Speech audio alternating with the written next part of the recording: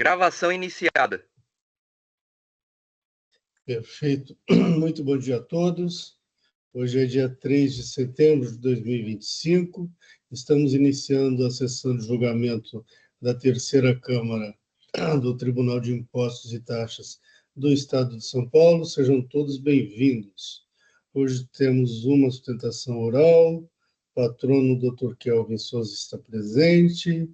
Vamos iniciar pelo seu processo. Vamos lá. Registrando sustentação oral.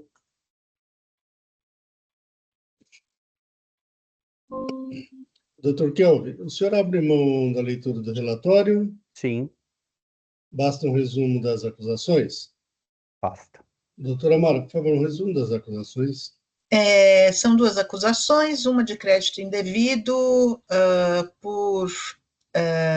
referente à entrada de mercadorias destinadas a uso e consumo do estabelecimento, e a outra é também de crédito indevido em determinado período, por ajuste de apuração mediante lançamento extemporâneo, no ajuste de apuração dos valores destacados em notas fiscais eletrônicas após 5 anos da data do crédito, referente às entradas de mercadorias destinadas ao uso e consumo do estabelecimento. São essas duas autuações.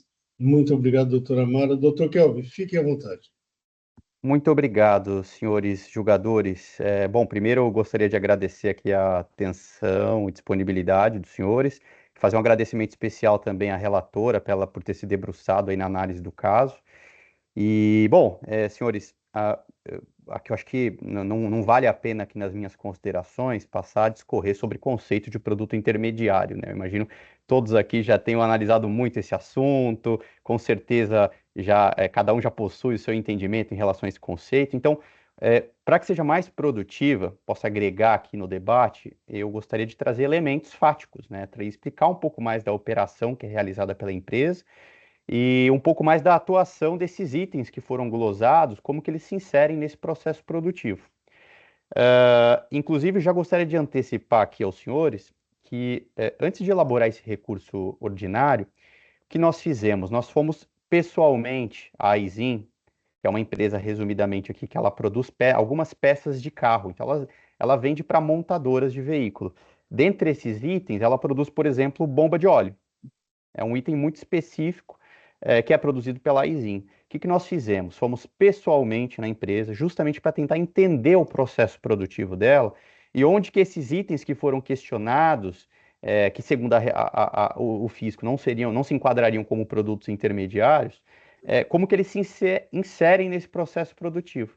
Se tem contato, se não tem, se eles se desgastam ou não se desgastam, todas aquelas questões centrais que são importantes para a gente chegar a uma conclusão. Inclusive, nós apresentamos fotos desse processo produtivo no processo, vídeos nós enviamos por e-mail, com o objetivo de demonstrar, porque não foi possível juntar o processo, então é importante que os senhores saibam. Pois bem, o que eu já gostaria aqui de frisar aos senhores é que após essa diligência na Aizin, foi possível constatar de imediato, estabelecer aqui algumas premissas em relação a esses itens que estão sendo questionados pelo fisco. Primeiro, senhores, são itens absolutamente essenciais ao processo produtivo da Aizin. A Aizin, ela basicamente uma indústria, e sendo uma indústria, a etapa produtiva dela ela é dividida em fundição e usinagem. Esses itens se inserem nesse processo, tanto de fundição quanto de usinagem. E eles têm contato absolutamente direto. Eles tocam o alumínio que é utilizado pela Aizin para produzir, como eu dei um exemplo aqui, a bomba de óleo. Então, nesse primeiro momento, por exemplo, a bucha e o pistão, que são itens que foram aqui questionados, são itens que têm contato absolutamente direto com o alumínio, que é inserido dentro do molde e que gera, dentro dessa primeira etapa do processo produtivo, a figura ainda sem os reparos, sem retirar rebarba, sem fazer a furação no produto, é ele que gera aquela primeira versão daquilo que vai ser fabricado pela Aizin. E aqui eu gostaria até já de adiantar um ponto importante, que eu pude notar, inclusive, desse trabalho em loco, é que esse tipo de produto, senhores, ele precisa ter um nível de excelência absurdo. A Isin ela é reconhecida, inclusive pelas montadoras que ela atende, justamente por isso. Se este produto, eu estou dando o exemplo aqui da bomba de óleo, se este produto tiver um único furo que seja 1 milímetro diferente do que foi estabelecido pela montadora, esse produto vai ser recusado e a Isin não vai poder aproveitar mais esse produto.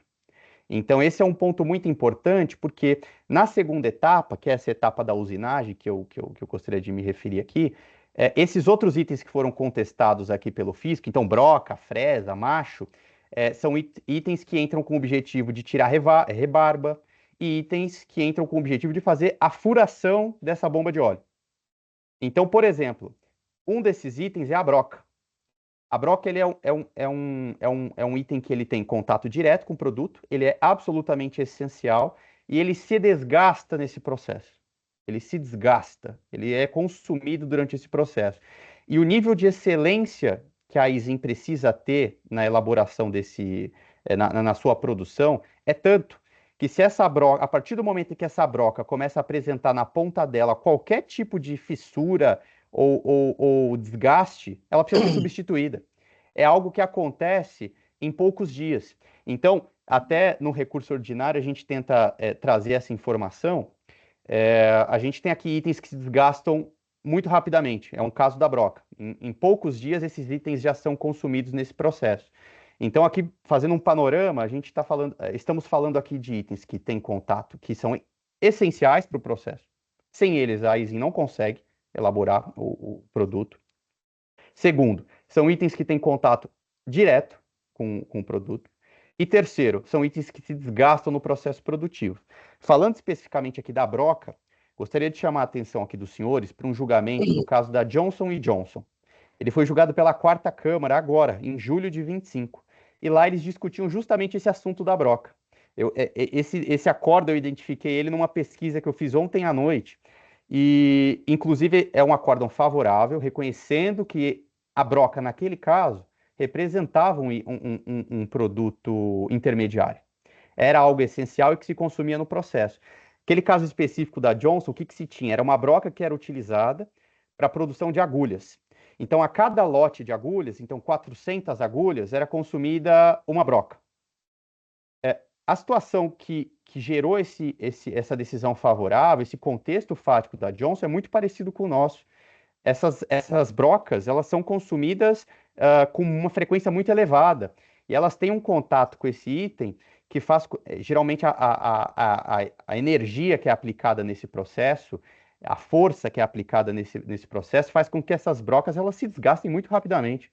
Então, a necessidade aqui de aquisição desse material para a utilização dele no processo, para que no final do dia a gente tenha uma bomba de óleo que atenda aos padrões criteriosamente estabelecidos pela montadora, é absurdo. Então, o objetivo aqui, nesse caso, é justamente este, senhores julgadores. E, inclusive, feito esses comentários, né, estabelecidas essas premissas, gostaria também de, aqui já concluindo a minha sustentação, mencionar que no recurso ordinário nós fizemos um pedido de conversão do processo em diligência. Então, se eventualmente houver dúvida por parte dos senhores em relação a algum aspecto do processo produtivo da Isin, a Isin está absolutamente aberta a demonstrar como esses itens são aplicados no processo. Porque uma dos pontos que são suscitados, inclusive, desde a impugnação e posteriormente no recurso ordinário, é o sentimento de que a Isin ela foi autuada sem que fosse, de fato, dada a ela a oportunidade de demonstrar como o processo produtivo dela funciona. Então, há uma convicção por parte da empresa de que ela teria condições, e tentamos fazer isso no recurso ordinário, teria condições de mostrar como esses itens se aplicam, que eles são consumidos no processo, que eles se desgastam no processo produtivo, que eles são essenciais, enfim, aqui realmente que atenderiam ao conceito de produto intermediário e garantiriam, assim, o direito de crédito. Então, aqui, senhores, já concluí a minha sustentação. O objetivo foi realmente trazer elementos fáticos, explicar um pouco do processo produtivo e me coloco à disposição se houver qualquer dúvida. Muito obrigado. Muito obrigado, doutor Kelvin. Doutora Amara, algum questionamento ao patrono? Não. Muito obrigado. Doutor Tortello, representação fiscal, algum questionamento ao patrono? Também não, muito obrigado. Muito obrigado. Doutor Alexandre? Também não, presidente. Muito obrigado. Doutor Paulo? Nenhum questionamento nesse momento, presidente. Eu vou pedir vista do processo. Ok. Aí, caso dessa análise surja alguma dúvida, a gente, na próxima sessão que voltar, a gente pode ter esclarecimento de fato. Alexandre? Alexandre? Só ia pedir para o doutor Kelvin, o número do processo da Johnson que ele mencionou na SO, se pode fornecer, por favor. Com certeza. Eu tenho, aqui só para explicar, esse teve o julgamento da quarta Câmara, que foi em julho, e tem também o da Câmara Superior, que corrobora esse da quarta Câmara. Eu posso passar os dois? Por favor. Tá ok. O número aqui do processo o auto de infração 5022-781, dígito 6. E o Isso outro? O outro é 4134-806, dígito 0. 5022-716-4134-806-0. Exatamente. Obrigado. Muito obrigado. Mais alguma coisa, doutor Alexandre? Ok. Doutor, eu vi que o senhor juntou um memorial com imagens, me parece são repetidas das imagens que já tem, imagens de peças que já tem no recurso. Tem alguma inovação nos memoriais? Não, Excelência, a princípio é realmente um resumo ali para facilitar o entendimento de todos. Perfeito. De qualquer maneira, doutora Marcia, quando o doutor Paulo repautar, eu vou conceder a vista. Quando ele repautar, dá uma olhadinha, ver se tem alguma coisa que precise de manifestação, ok? Ok. Muito Eu só vou ler a ementa. Você pode fazer um resumo, por favor. Na verdade, eu entendo que o recorrente tem razão em relação ao item 1, então eu estou dando provimento ao item 1, justificando que eu entendo que as peças que ele fala são efetivamente desgastadas nesse processo, e em relação ao item 2, eu mantenho a acusação, porque eu entendo que realmente houve decadência em relação ao direito de crédito das notas fiscais que foram tomadas, foram escrituradas extemporaneamente. Então, cancelo o item 1, mantenho o item 2. Muito obrigado, doutora Mara. Então, vou conceder vista ao doutor Paulo, e o processo sai. Doutor Kelvin, por favor, aguarde a repautagem dele, por favor, ok?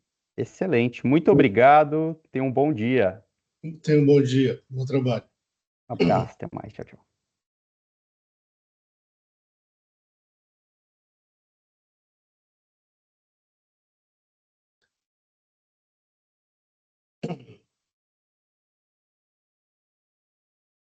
Ótimo.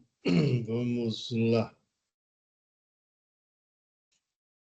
Eu vou retirar o processo da Alco Ferreira e vou repautar para a próxima sessão, possivelmente, ok?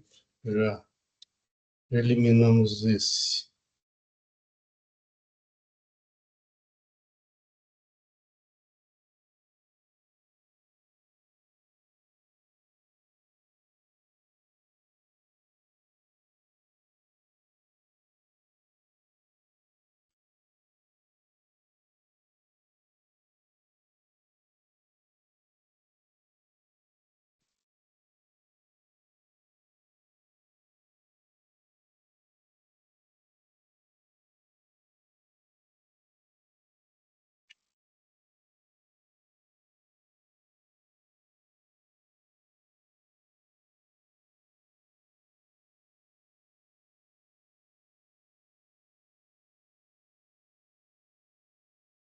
Muita calma hoje, que está meio lento aqui, a coisa está meio lenta. Vamos lá, tem um do Paulo, um doutor Alexandre e dois meus. Vamos na Nigro. Processo da Negro, já vou juntar o voto.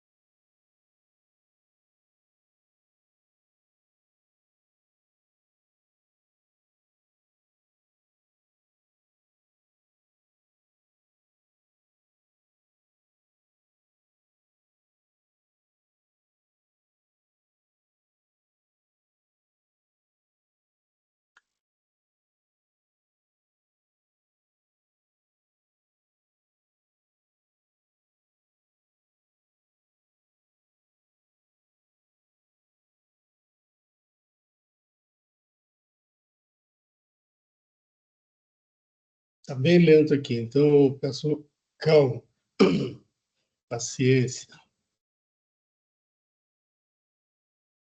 Vamos lá, o processo agora da Negro, antes o doutor Alexandre, deixa eu já habilitar o processo do doutor Alexandre que ele pediu.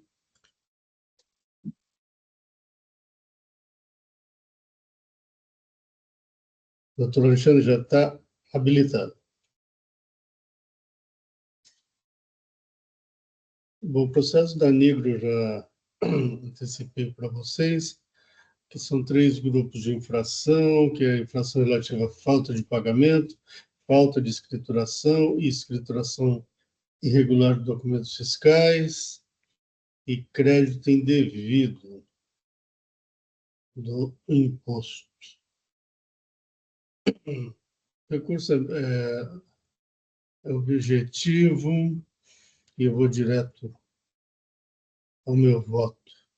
Bom, em relação às infrações de falta de pagamento, são os itens 1 e 2, a insurgência é apenas quanto à atualização do valor básico da multa.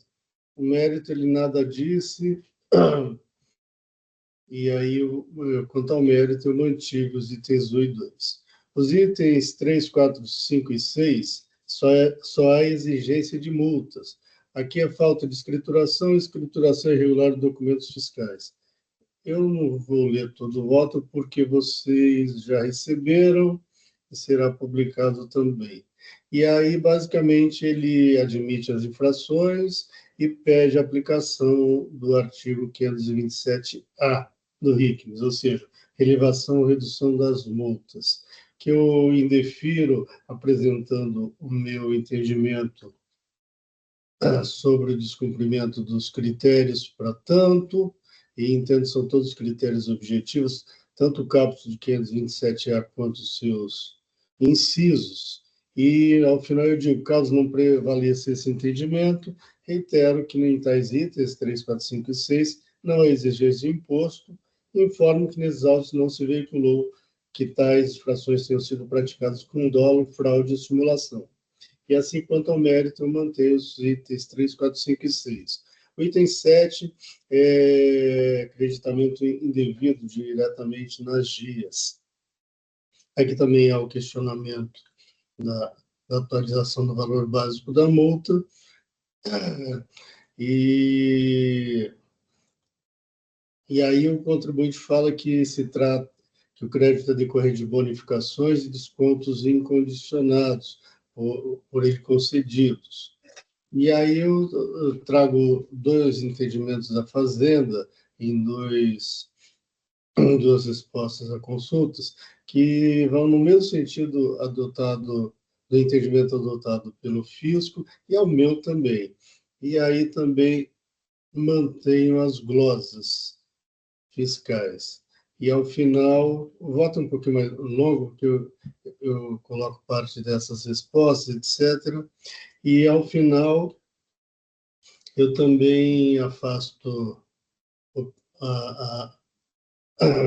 desprovejo a alegação, pedido do contribuinte de afastamento da atualização do valor básico da multa por força da súmula 13 de 2018 deste tribunal.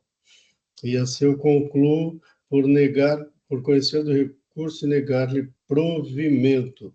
É como votei. Em discussão. Doutora Amara, a senhora vai pedir vista nesse processo, não é isso? Ou preferência? Não, vou pedir só preferência. Perfeito. Já pedi aqui, só precisa, acho que, registrar seu voto. Autorizar isso. Só um minuto.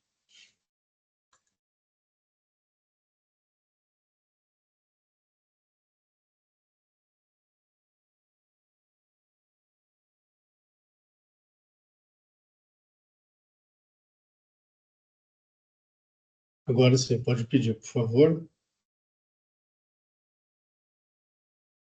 Referência concedida. Só um minutinho, que eu já tenho ela pronta. Edita. Vamos esperar a doutora Mari editar, porque aí a gente já faz a discussão uma só.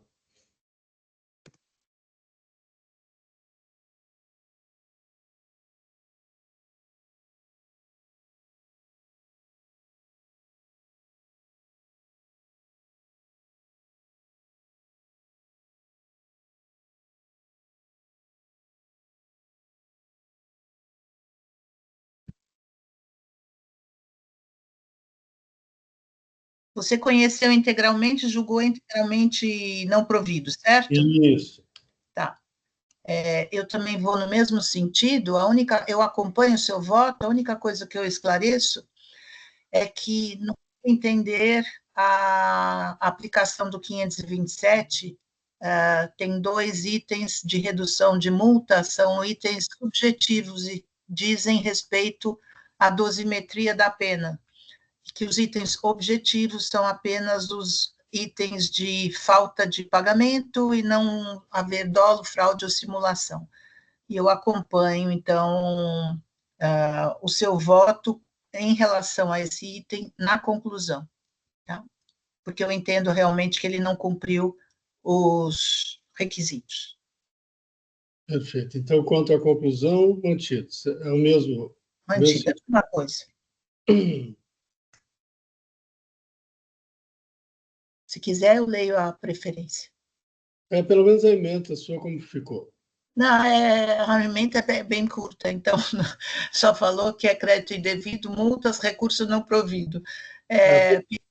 Você Só isso. acompanhou pela conclusão, sobretudo, certo? Certo, eu pus. Pedi preferência apenas para consignar que concordo com a conclusão do voto do ilustre relator, mas tenho outro entendimento sobre os critérios de aplicação do 527-A, pois as condições de dosimetria da pena são, para mim, critérios subjetivos e não afetam a aplicação em si do artigo 527-A, ou seja, afetam sim o montante a ser fixado de redução da penalidade, mas não implicam em não aplicação do artigo 527-A, que pressupõe, em minha opinião, apenas que não haja dolo, fraude e simulação na autuação e que não tenha havido acusação de falta de pagamento do imposto. Assim, acompanho o relator em sua conclusão de não reduzir a penalidade por não ter o recorrente demonstrado que tem direito à redução, provando a sua condição como tipo de empresa, pequena, média ou grande, e nem a sua condição de bons antecedentes. É como voto. Muito obrigado, doutora Mara. Em discussão, representação fiscal. Nada a acrescentar, senhor presidente. Obrigado. Muito obrigado. Doutor Alexandre. Nada a acrescentar, presidente. Eu vou acompanhar a doutora Mara, que eu penso da mesma maneira que ela, com relação à aplicação do 527-A. Ok, muito obrigado. Doutor Paulo. Nada a acrescentar, eu vou acompanhar o relator. Muito obrigado. Encerrando o debate. Quórum.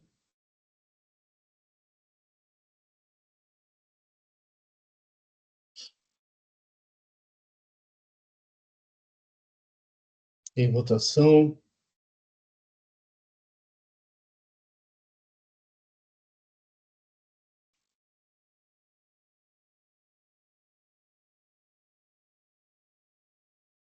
Encerrando a votação.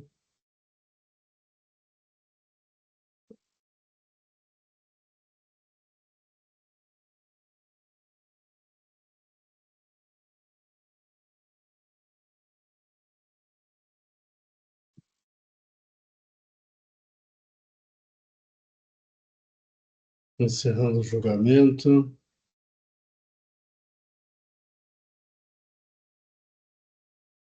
Próximo processo. Pode ser o seu, doutor Alexandre?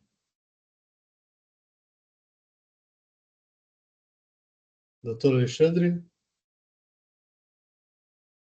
Perdão, tinha esquecido de abrir o áudio. Pode ser sim. Perfeito, então vamos lá. Bom dia a todos. Aqui a empresa LMV Transportes, ela é acusada de crédito devendo imposto por situação de notas fiscais simulando operações de aquisição de óleo diesel. Mantida em primeira instância, vem recurso ordinário, eu vou ao meu voto. Para ser sucinto, como eu já circulei o voto, as preliminares eu não acolho.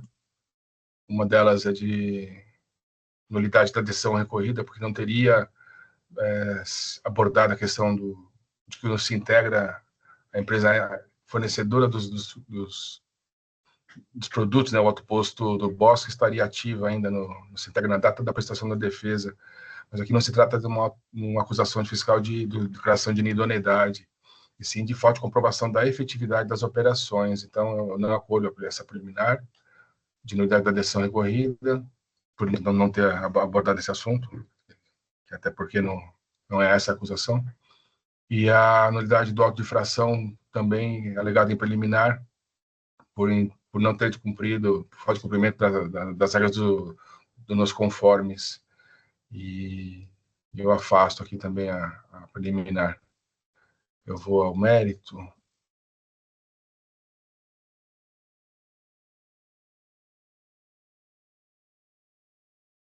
Quanto ao mérito, o contribuinte atuado argumenta que o crédito do imposto por ela escriturado não poderia ter sido glosado pelo fisco em razão da efetividade das operações de aquisição do óleo diesel que afirma ter praticado, e que o direito a esses créditos não lhe pode ser negado em respeito ao princípio constitucional da não cumulatividade do ICMS, sobretudo por ter agido de boa fé. Tais argumentos, entretanto, não lhe socorrem em razão da farta documentação apostados aos autos e a detalhada análise realizada pelo AFR atuante, que indica em sentido contrário.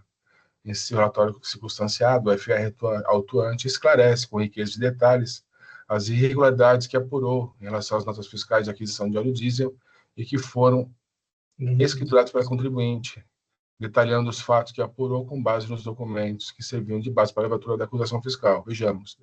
Só vou ler os trechos destacados, são curtos, mas para entender o que aconteceu. Inicialmente, registra que as notas fiscais investigadas contêm informação de que foram emitidas para formalizar supostas operações de venda, abastecimentos, acobertados por cupons fiscais, ou seja, tem a única finalidade de possibilitar ao destinatário escriturar crédito ICMS, incidente em supostas operações de abastecimento de combustível, imposto revendedor varejista, para o abastecimento do imposto a pagar no final de cada mês.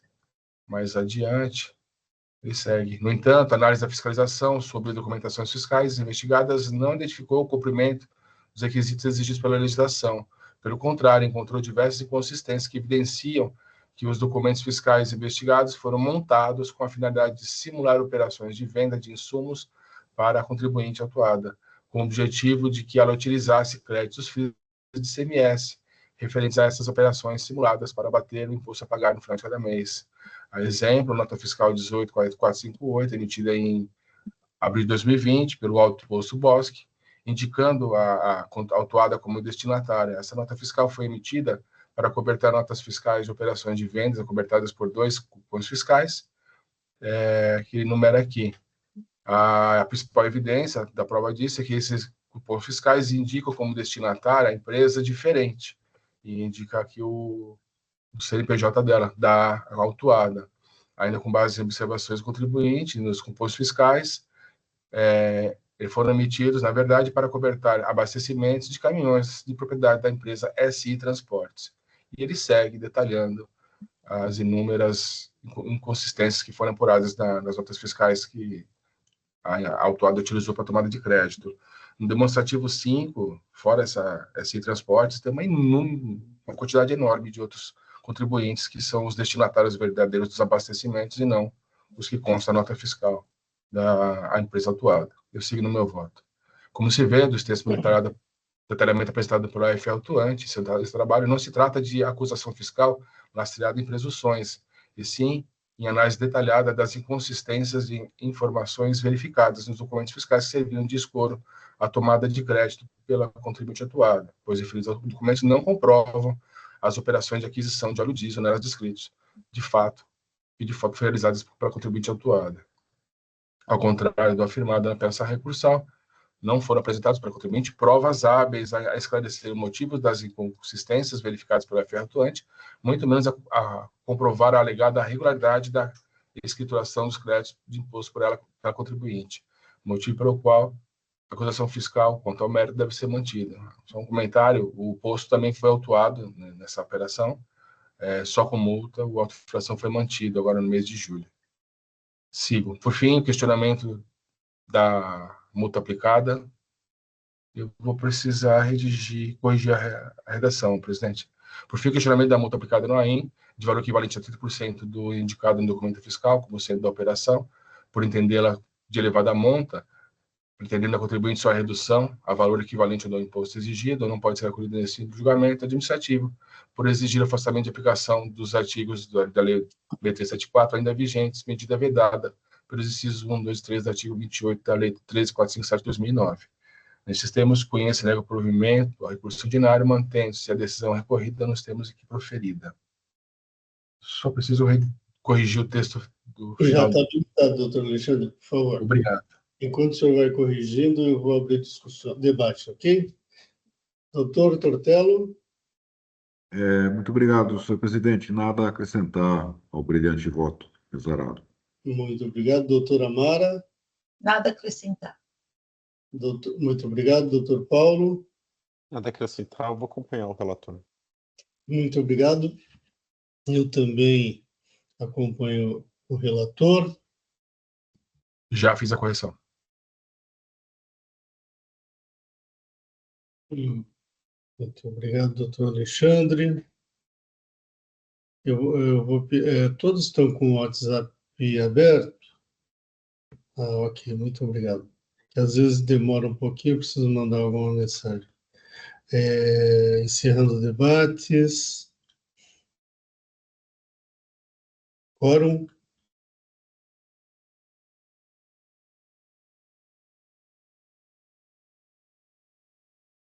Em votação.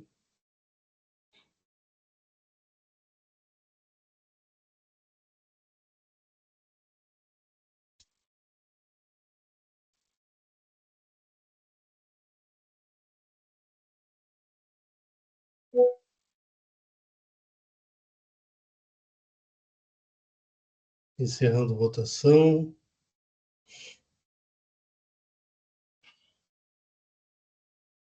Encerrando o julgamento.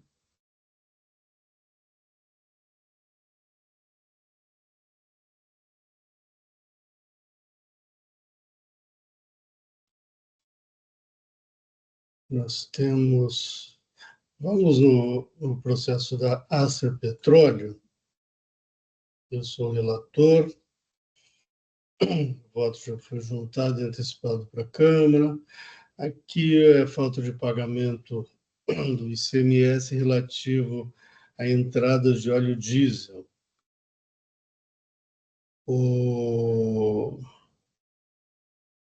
Além da Acer Petróleo, está sendo imputada a responsabilidade solidária à remetente do óleo diesel para a autuada, e o fisco, o fisco notificou a autuada a comprovar o recolhimento por Guia Nacional de Recolhimentos Estaduais, GNRE, e o contribuinte não comprovou o anterior pagamento.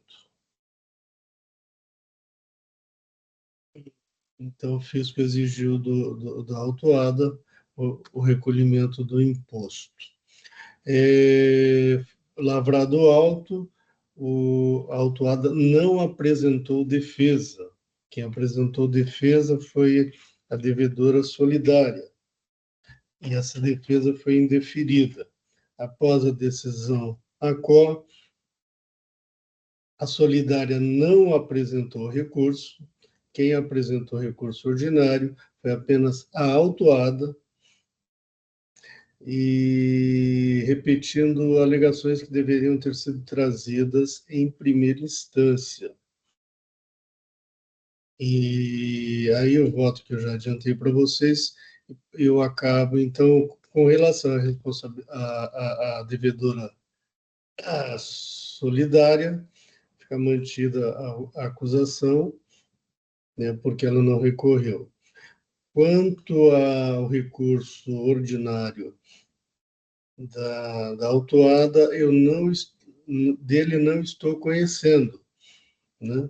Seja porque operou-se a revelia, após a revelia, e com a falta de defesa, conformidade com o artigo 33 da Lei 13.457, 2009, não, sequer iniciou o processo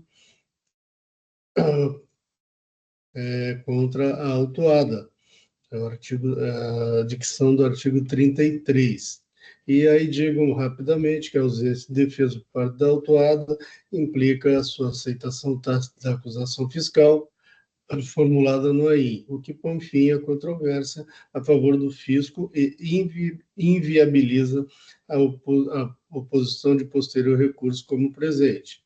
Como a autuada não se defendeu do AI que lhe foi lavrado, não lhe socorre o princípio da devolutividade, o qual informa que se devolve à instância superior a matéria anteriormente impugnada, a matéria pré-questionada, sem o que não há falar em recurso. Ainda que assim não fosse, verifica-se que o recurso traz as seguintes alegações. São basicamente nulidades e ausência de proporcionalidade, multa, etc. e tal. Trata-se de matérias tipicamente de defesa, que não foram submetidas para análise e julgamento da decisão a qual pela autuada, nem pela devedora solidária. Na defesa da solidária, não tem nenhuma dessas alegações. E digo, então, nem pela devedora solidária, não podendo ser objeto de recurso, portanto, especialmente porque se constituem de alegações que poderiam ter vindo, mas não vieram no momento processual adequado, ou seja, em sede de defesa, operando-se, portanto, o aforismo dormientibus non succurrit ius, restando fulminada pela preclusão oportunidade a tanto. No exposto, não conheço do recurso. Esse foi o meu voto em discussão. Representação fiscal. Desculpe, nada a acrescentar, senhor presidente. O voto está no sentido da manifestação já feita da representação fiscal nos autos. Então, não tenho nada a acrescentar. Obrigado. Muito obrigado, doutor Tortello. Doutora Mara. Acompanho o seu voto. Muito obrigado, doutor Alexandre. Acompanho seu voto, presidente. Muito obrigado, doutor Paulo. Acompanho seu voto, presidente. Muito obrigado. Com isso, encerramos os debates. Quórum.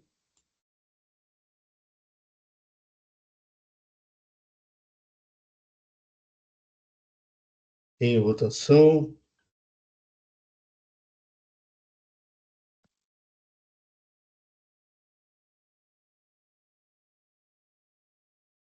Encerrando votação.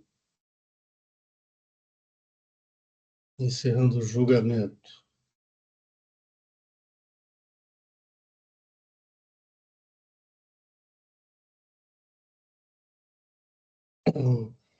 Chegamos ao processo da Proxis, relator Dr. Paulo Maceta. Doutor, fique à vontade. Bem, isso passar rapidamente, é um caso atípico, em que a autuada se acredita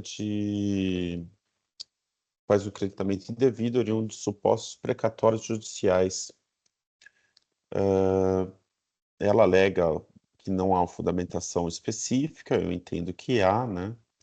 Eu vou passar bem rapidamente aqui. É questão madura no tribunal, né? Tá. Depois ela solicita a conversão em julgamento, só que a conversão Desnecessário. desnecessária para esclarecimento de matéria de fato. Também alega que não traria motivação na sua decisão, não aponta onde, mas entendo que houve motivação em toda a decisão da primeira instância.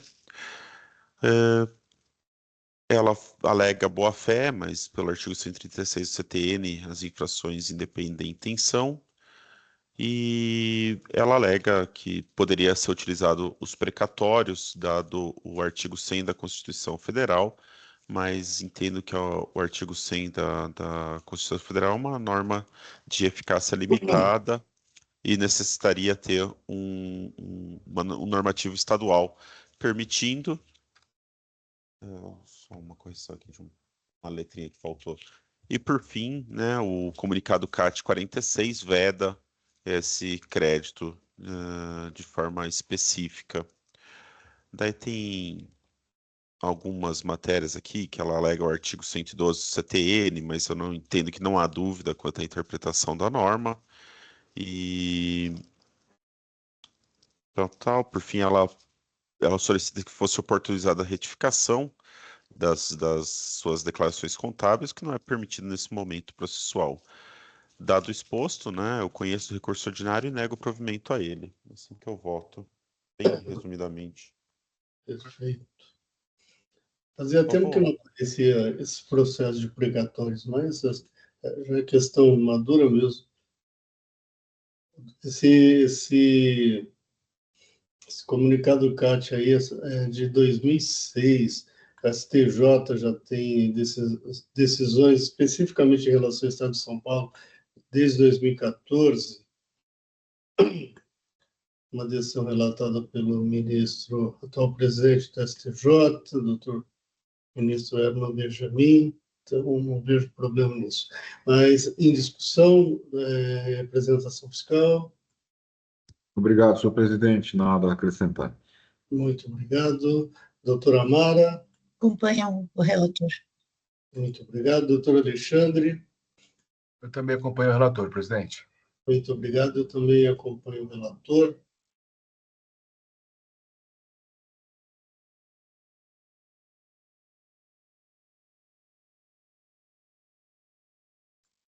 Estou olhando aqui meus arquivos. Os últimos 4 processos de precatório que eu fui relator foram de 2022. Faz uns anos já.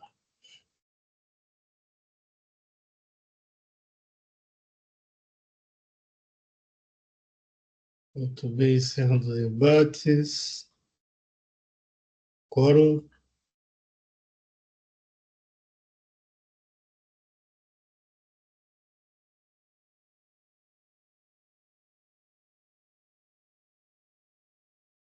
Em votação.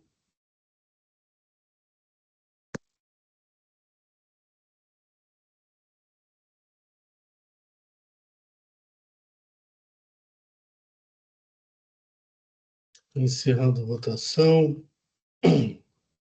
Encerrando o julgamento.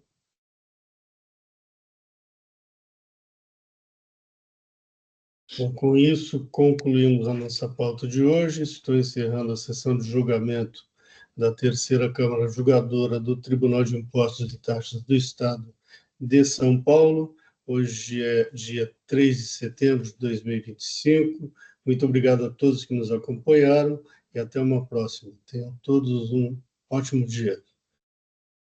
Luiz Felipe, vamos encerrar a live, por favor.